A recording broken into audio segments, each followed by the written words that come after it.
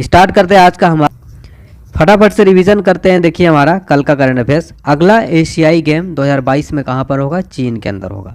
हाल ही में चरणजीत सिंह का निधन हो गया है। वह किससे संबंधित थे? हॉकी प्लेयर थे। हाल ही में पहले मध्य एशियाई सम्मेलन की मेजबानी किसने की है? मोदी जी ने। डीटीएच कंपनी जो है टाटा स्काई का नया नाम क्या हो जाएगा? टाटा प्ले हो जाएगा। हाल ही में किस टाइगर रिजर्व ने TXT पुरस्कार जीता है? तमिलनाडु सत्यमंगलम ने।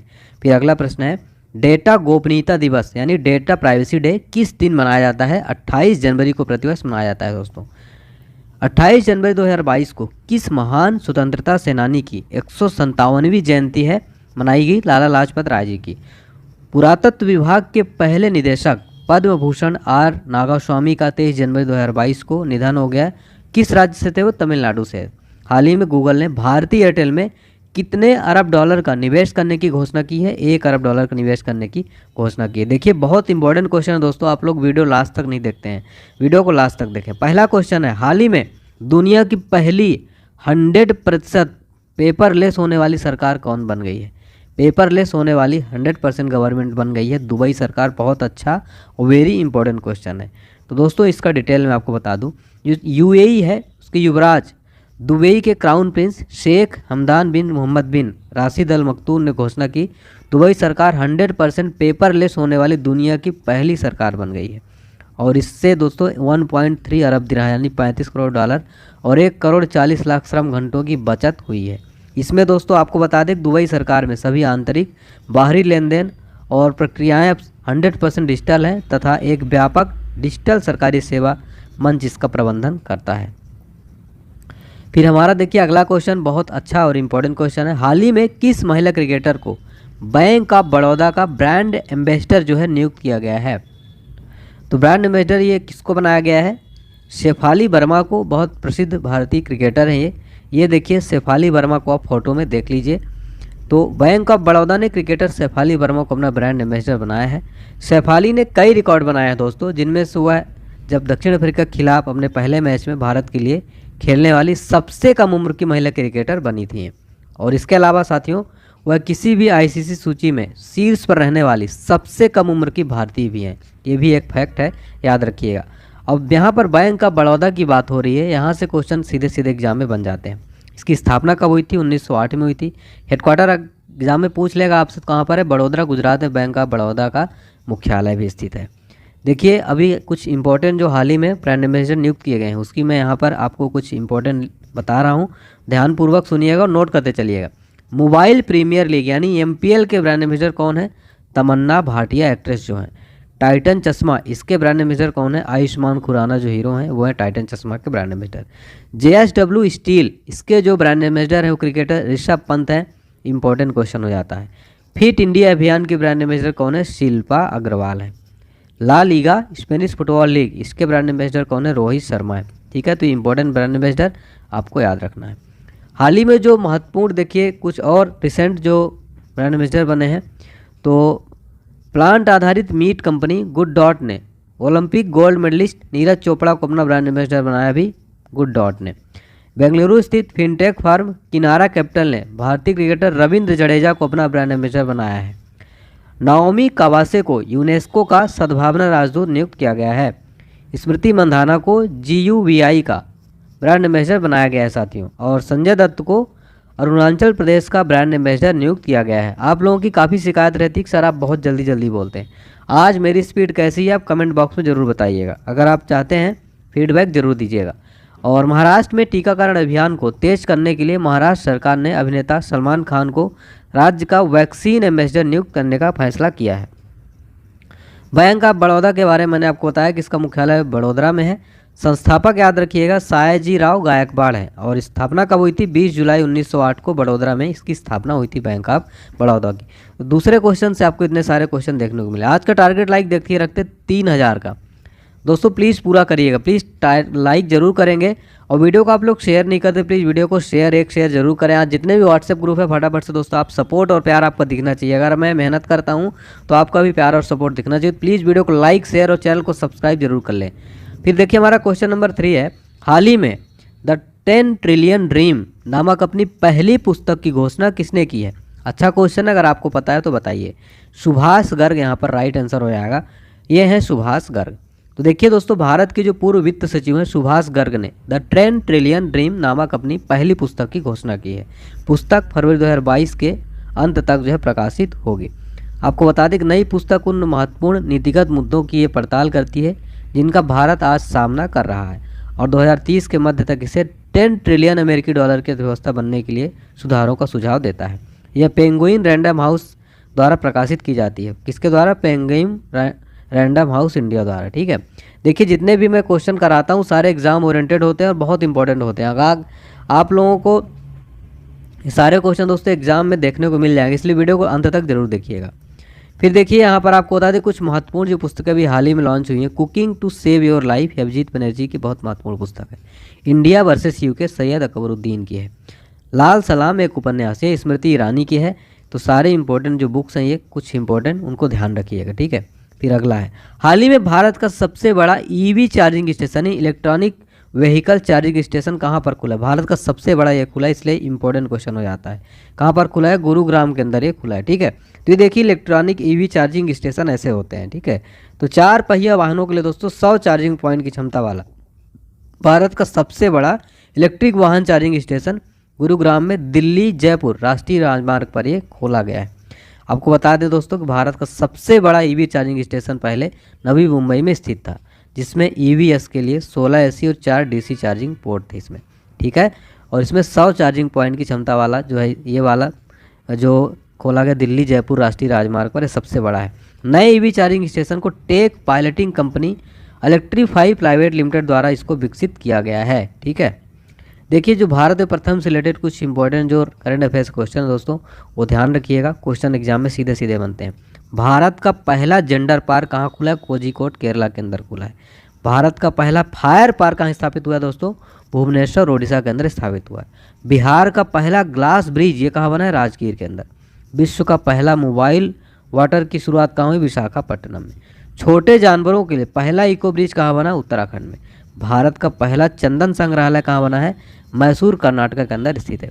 आप लोग कमेंट करते हैं सर आप बहुत जल्दी जल्दी पढ़ा देते हैं, तो आज आप बताएंगे स्पीड कैसी लग रही है आपको। मेरा मकसद बस यही रहता है ताकि आपको कम टाइम में ज़्यादा चीज़ें कवर हो जाएं। ठीक है, चलिए हमारा अगला प्रश्न है क्वेश्चन नंबर 5। हाल ही में दुनिया के सबसे बड़े कैनाल लॉक का उद्घाटन कहाँ हुआ है? कैनाल लॉक का उद्घाटन दुनिया में नीदरलैंड के अंदर किया गया है। तो दुनिया का दोस्तों सबसे बड़ा कैनाल लॉक का उद्घाटन नीदरलैंड के एम्स्टर्डम बंदरगाह के एक छोटे से बंदरगाह इजमुइडेन में किया गया है। समुद्र के ताले का उद्घाटन जो है डच राजा विलेन अलेक्जेंडर ने किया था। नीदरलैंड की बात करें तो यहाँ की कैपिटल एम्स्टर्डम है। करेंसी की बात करें तो यूरो है और यहाँ के प्राइम मिनिस्टर कौन है? मार्क रूटे हैं। क्वेश्चन नंबर 6, हाल ही में भारत के नए मुख्य आर्थिक सलाहकार कौन बने हैं? वेरी वेरी इंपॉर्टेंट क्वेश्चन हो जाता है साथियों, अच्छा क्वेश्चन है ये। बने डॉक्टर वी अनंत नागेश्वर बने भारत के नए मुख्य आर्थिक सलाहकार, न्यू चीफ इकोनॉमिक एडवाइजर बनाए गए हैं।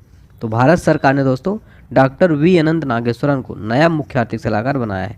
यह घोषणा दोस्तों आपको बता दें कि 1 फरवरी 2022 को केंद्रीय बजट की प्रस्तुति और 31 जनवरी को 2021-22 को आर्थिक सर्वेक्षण की प्रस्तुति के कुछ दिन पहले आई है।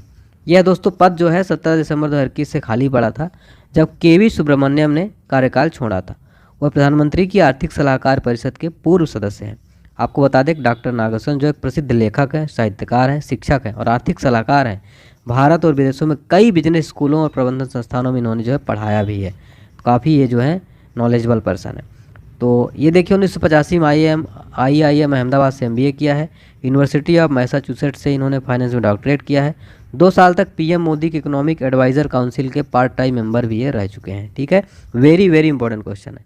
ठीक है, हाल ही में डिजिटल संसद ऐप को किसने लॉन्च किया है?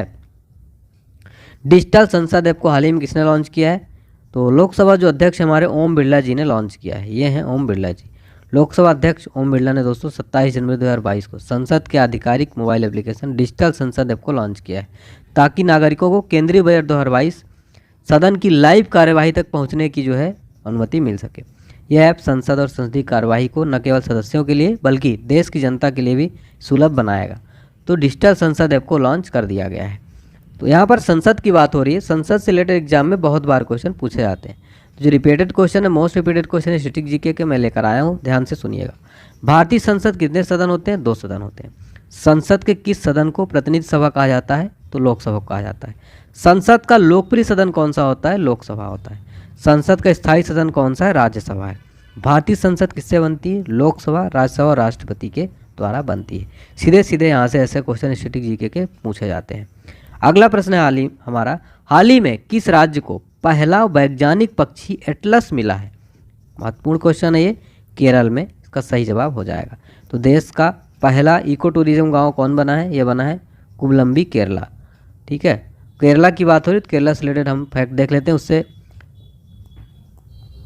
रोल ऑफ एक्सीलेंस पुरस्कार किस एयरपोर्ट को मिला है? कोचीन एयरपोर्ट को भी हाल ही में मिला है। केरल की कैपिटल क्या है? तिरुवनंतपुरम है। केरल के गवर्नर कौन है? आरिफ मोहम्मद खान है। केरल के सीएम कौन है? पिनराई विजयन है। और एसडीजी सूचकांक में पहले स्थान पर केरल है। देश का पहला इको टूरिज्म गांव कुंबलंगी, केरल बनाया गया है। Role of excellence award Cochin airport को मिला है। केरल की बात हो रही तो ये आप फैक्ट जरूर याद रखेंगे। ये है मैप में, आप केरल को देख सकते हैं। ठीक है, ये है केरला। चलिए, हमारा अगला प्रश्न है, बैडमिंटन में ओडिशा ओपन का पहला संस्करण कहाँ शुरू हुआ है? कहाँ शुरू हुआ है? कटक, ओडिशा के अंदर शुरू किया गया है। अब यहाँ पर बात हो रही है ओडिशा की। ओडिशा से रिलेटेड हाल ही में कुछ इंपॉर्टेंट जो करंट अफेयर्स हुए हैं, एग्जाम में प्रश्न बन सकते हैं। हाल ही में भारत का कौन सा जिला बाल विवाह मुक्त घोषित किया गया है? गंजाम, ओडिशा। राष्ट्रीय चावल अनुसंधान केंद्र कहाँ है? कटक, ओडिशा के अंदर। बिरसा मुंडा स्टेडियम कहाँ है? राउरकेला, ओडिशा में। धनु यात्रा पर्व, रज पर्व, जगन्नाथ रथ यात्रा कहाँ? उड़ीसा में मनाए जाते हैं। स्टैटिक जीके में सीधे सीधे क्वेश्चन बनता है। कोणार्क मंदिर कहाँ पर है? मोस्ट रिपीटेड क्वेश्चन एग्जाम में बनता है, उड़ीसा के अंदर है। किस वंश के शासक ने इसे बनवाया था? गंग वंश के नरसिंह देव प्रथम द्वारा बनवाया गया था। ठीक है, चलिए हमारा अगला प्रश्न है, क्वेश्चन नंबर 10 है। हाल ही में एक रिपोर्ट के अनुसार दुनिया का सबसे मूल्यवान ब्रांड, मोस्ट वैल्यूएबल ब्रांड कौन सा बन गया है? तो जो अमेजॉन है दोस्तों, अमेजॉन से आप लोग ऑनलाइन शॉपिंग भी करते होंगे।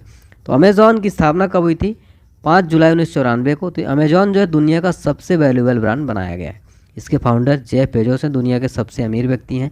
और जेफ बेजोस दोस्तों, इनको time person of the year 2021 में भी हाल ही में मिला है, इसलिए इंपॉर्टेंट क्वेश्चन हो जाता है।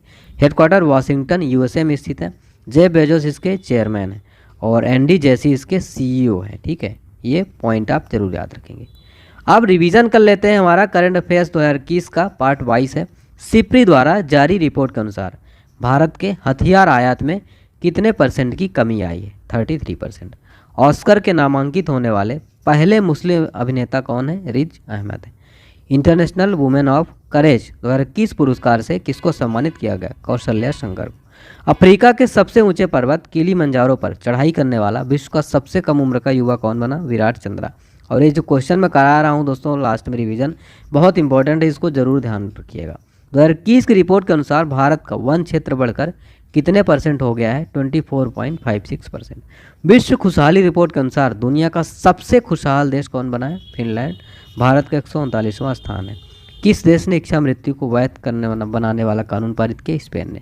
ग्लोबल होम प्राइस इंडेक्स में भारत कौन से स्थान पर रहा? 56वें स्थान पर। किस राज्य ने 109वां स्थापना दिवस मनाया है? बिहार ने।